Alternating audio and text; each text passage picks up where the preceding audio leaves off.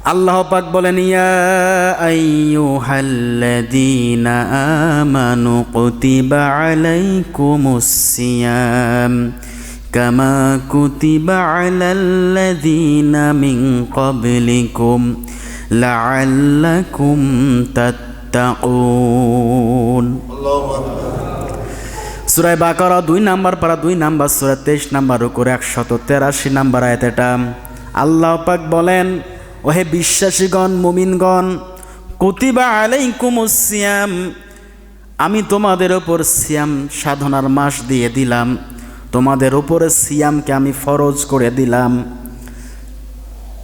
যেমন করে তোমাদের পূর্ববর্তী মানুষগুলোর উপরে সিয়াম ফরজ করে দিয়েছি, ঠিক সেইভাবে তোমাদের উপরও আমি সিয়াম ফরজ করে দিলাম। সিয়াম কেন ফরজ করলাম জানো? লাআল্লাকুম তাত্তাকুন। এই সিয়াম পালন করার মাধ্যমে তোমরা আমি আল্লাহ পাকের তাকওয়া অর্জন করতে পারবা, ভয় অর্জন করতে পারবা।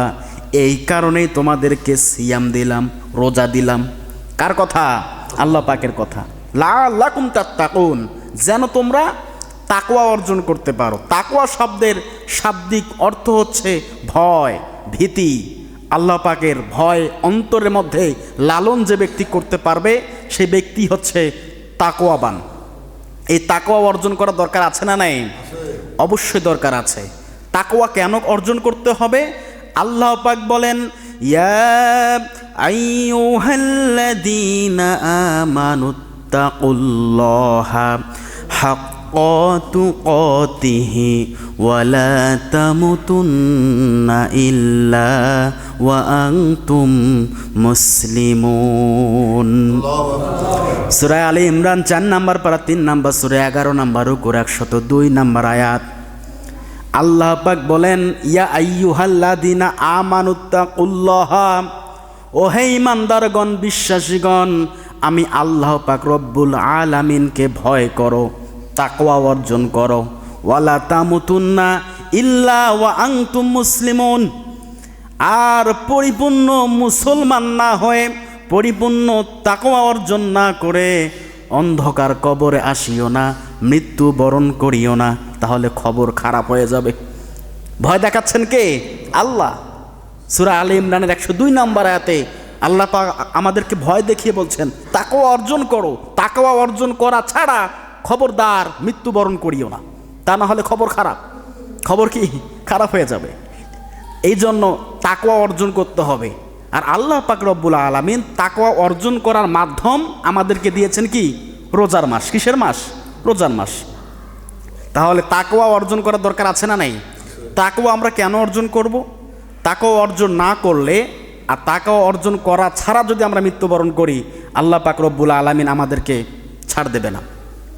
কারণ যাদের হৃদয়ের ভিতরে আল্লাহ পাকের ভয় নাই, তাদের দ্বারা সব কাজ সম্ভব। ঠিক কি না? মিথ্যা কথা বলা সম্ভব, ঘুষ খাওয়া সম্ভব, সুদ খাওয়া সম্ভব, মসজিদের টাকাও মেরে খাওয়া সম্ভব। এমনও শুনেছি মসজিদ থেকে নাকি ওই যে পানির মোটরগুলো আছে না, চুরি করে নিয়ে গেছে মানুষ। মসজিদের একটা মোটর, একটা জিনিস, সেটাও ছাড় দিল না, সুযোগ পেয়েছে নিয়ে গিয়েছে। তাকওয়া কোথায় আমাদের? সামান্য কয়েকটা হাজার টাকার লোভ আমরা সামলাতে পারি না। ঠিক কি না? এটা তাকওয়ার কথা হবে না। যে ব্যক্তি তাকওয়া অর্জন করবে, আল্লাহ পাক রব্বুল আলামিন তার জীবনটা আলোয় আলোকিত করে দিবে। আল্লাহ পাক বলেন, ইয়া আইয়ুহাল্লাযীনা আমানুত্তাকুল্লাহা ওয়া কুলু কওলান সাদীদা। আল্লাহু আকবার। সূরা আহজাব 22 নাম্বার পারা 33 নাম্বার সূরা 9 নাম্বার রুকুর 70 নাম্বার আয়াত। আল্লাহ পাক বলছেন, তাকওয়া অর্জন করো।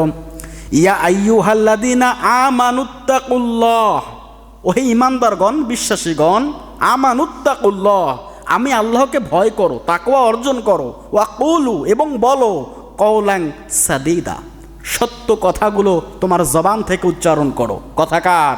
আল্লাহর। তাকওয়া সম্পর্কে আলোচনা করছি। আল্লাহ পাক রব্বুল আলামিন তাকওয়া অর্জন করতে বলেছেন এবং সত্য কথা বলার নির্দেশ দিয়েছেন।